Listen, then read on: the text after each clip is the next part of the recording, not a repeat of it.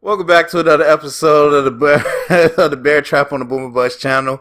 A Bears podcast by a Bears fan. I'm your host Terry. Thank you. If you're subscribed, if you're not, click the button. If not, if you are, thumbs up. All help grows channel. Thank you for it. I'm laughing because of the last play. I actually was starting right before, and then that last play was just, it kept going, and it was pretty funny. So sorry, it threw me off because I was laughing. But anyway, that was an ugly game to watch. Just kind of like the end of that. That was an ugly game to watch. But we talked about this before. This is our team. Look, I cannot point to a thing, and I'm not saying like I'm smart or any of that stuff, because many people, I think, that understand the game and people that know the Bears have said the same stuff that I've been saying. But I can't think of one part of this team that I haven't been talking about since the offseason. Not one thing. Everything is like exactly what I thought it would be. And we on offense look eerily similar to Trubisky's years. Like, I mean, maybe a little more rough, but with John Fox in that first year, oh yeah, this is that. Where we just will not throw the ball. And I don't want to hear Justin Fields threw for 152 or whatever. Look, if you have almost 200 yards on 10 completions, what does that tell you? You had huge plays. So either you stepped back and was making some nice throws for explosive plays, or you were doing a play action. And that's what we were doing. A lot of that comes off of play action, off defenses not being disciplined or being worried about the run, because that's all we do. Yeah, so they're going to wait for Justin Fields to run, or they're going to suck up on the traditional run game. And really, honestly, until the later parts, the traditional run game didn't do a whole lot. It was mainly just us on play action. So, you know, for me, as I've been saying for a while, you can't win that way. So consistently, you definitely can't win against good teams. You had New York, let's just list it out, came in with 3 receivers out, 3 of their starting receivers out. Then you had the starting quarterback go out, the backup quarterback do well, get concussed, the backup or the starting quarterback come back in where he was not even throwing the ball, and we still lost. So, like, that should tell you all you need to know. I mean, I think by this time we've kind of weeded out a lot of the cheerleader fans. And again, you can be optimistic. That's one thing, but you got to be realistic. And so some of the people still trying to act like the Bears are something they're not. Okay, I don't know what to tell you at this point. I mean, this game should tell you that. The fact that the media continues to talk about 2-1 and all that coming in, and a surprise team. What's the surprise? You were in a once in a lifetime monsoon. There's no way you beat the 49ers if you're not. You get beat by the Packers pretty easily, and that's a team that's pretty good.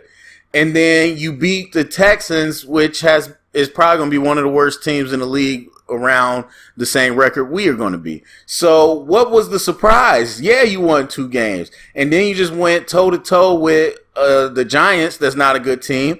And we did lose.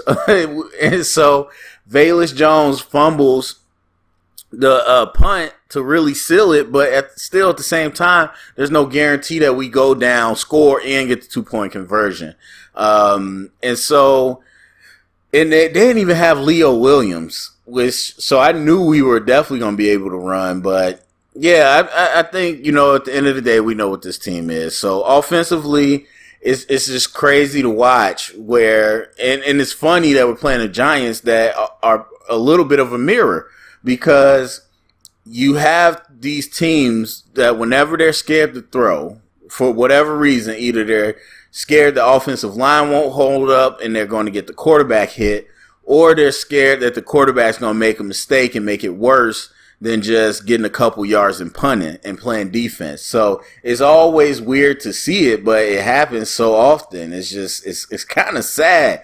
And it definitely reminds me of those Trubisky years. So I've already talked about during film session, you have part of it is Justin Fields not really reading the field. Sometimes, I wouldn't say today is one of those days, but sometimes it's the pass protection speeding up his clock. And then it's the thing that I've been saying since day one. I don't care how many people want to go back and forth with me about it. The quarterbacks, the mobile quarterbacks, you do not want them scrambling like that early because they fall in love with it and they think that's all they can do. And Justin Fields is in love. Justin Fields has so much more talent physically than just running the ball. And no, his mental game is not there yet, but I don't see how we ever develop that in this offense. And that's the same thing they talked about with Lamar and everything. And Lamar really, to be honest, just kind of took it upon himself, especially last year, to stop running on purpose. And you see Kyler Murray kind of doing that too. But because that's what it takes sometimes, where these coaches are so scared, or they're the same way. They're like, oh, this is working, let's keep doing this. And it's not sustainable. You're not going to win that way. All you're going to do is lose games or drive your quarterback into the ground or do both.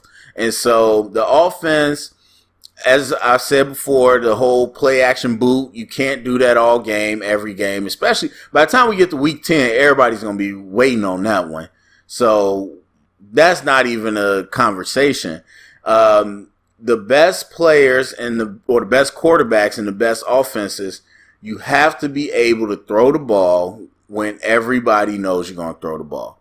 And that's what I talk about with Lamar and any other quarterback that has not gotten to that level. That's what we're looking for. And that's what you look for as an offense. And we just have not had it. So, yeah. I mean, I don't know. I don't know if there's much more to say about the offense. We kind of know what it is. And then talking about the defense, just kind of simple mistakes. They did, like I said, they were a mirror. They just really wanted to run the ball. Obviously, we had no we had no backside discipline or defense, we had no backside discipline or instincts on defense. And that's all secondary. That's the safeties. That's the corners. Sometimes you'll use a DN, but, that's not every team. Mostly for us, it was the safeties, the corner. A lot of times it was Brisker. And you saw Brisker and everybody really getting sucked up the middle because Saquon was going crazy and they just kept leaving. There was no backside contain. There was nothing.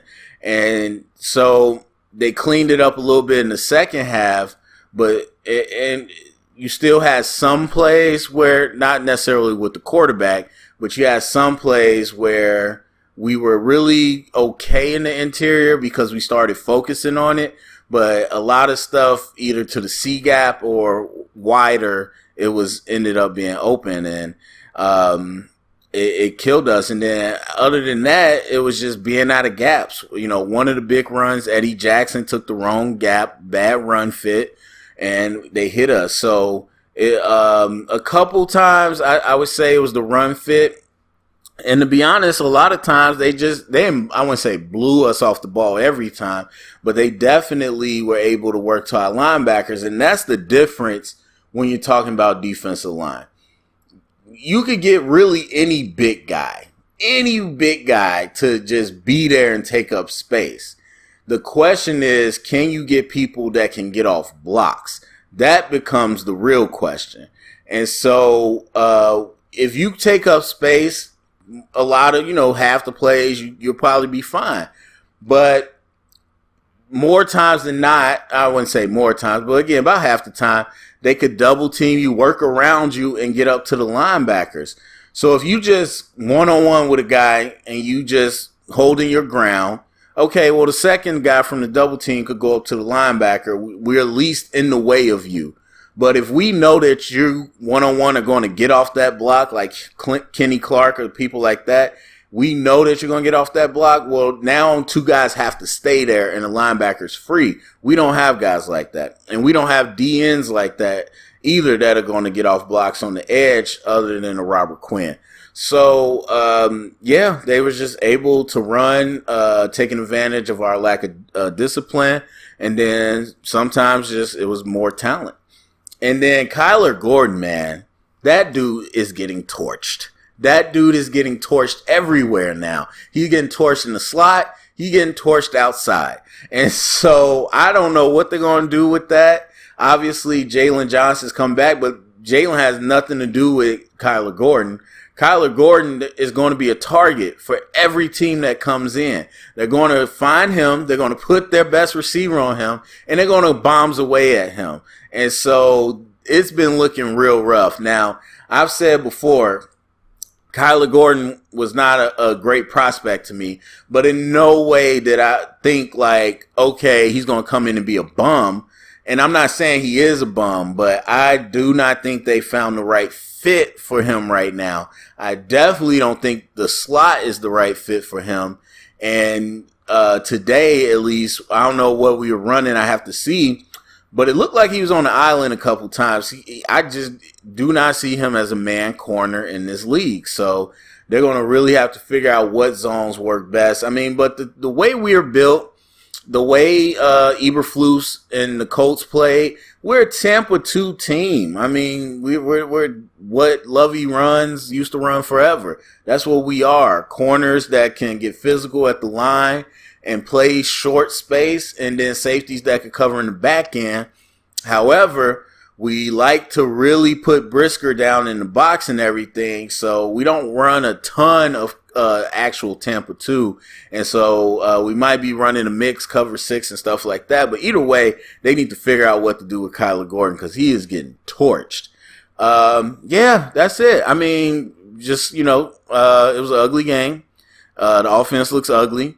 The defense got taken advantage of just enough for the Giants to win the game. It's not like they went crazy on us, but yeah, that's going to be our season. So go down in the comment section. Let me know what you think. Share it around. Get the conversation started. Thumbs up, subscribe. And remember, stay up and bear down.